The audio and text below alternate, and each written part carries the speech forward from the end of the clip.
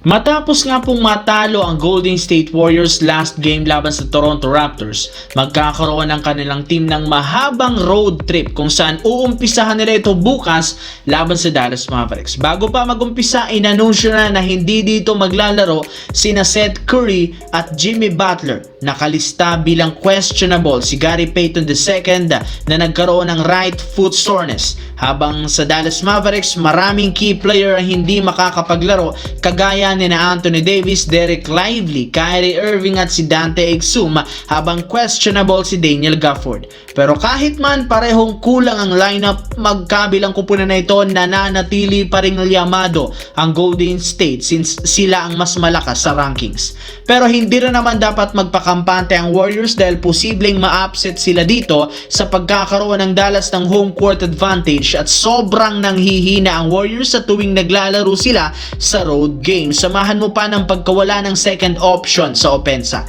Kaya expected na nga na mahihirapan dito sobra ang Golden State Warriors.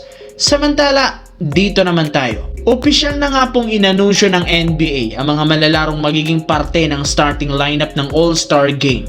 At kagaya ng inasahan kasabay ng listahan ito ng mga All-Star starter, marami na naman ngang reklamo since may ilang malalaking pangalan sa loob ng liga ang naitsapuera. And this time, kabilang sa mga na-snub sa pagiging starter ang superstar ng Minnesota na si Anthony Edwards. Sa kabila ng literal na pagbuhat nito sa Wolves, hirap pa rin naman siyang makapasok sa All-Star starter. Tinalo nga siya ng ilang mga players sa botohan kagaya na Shai Gilgeous-Alexander, Stephen Curry at Luka Doncic. Kaya hindi na nakakagulat bakit mismong si Anthony Edwards nang nagreklamo sa NBA. Sa ganda nga ng kanyang nilalaro, deserve nitong mapabilang bilang All-Star starter kumpara kay Stephen Curry ng Golden State Warriors na kasalukuyan nga pong nasa pang-8 sa Western Conference. Samantala, matapos nga ang ilang araw na pag-struggle ng Los Angeles Lakers na makakuha ng panalo, last week bigla na lamang nga silang nagkaroon ng win streak kasunod ng impressive wins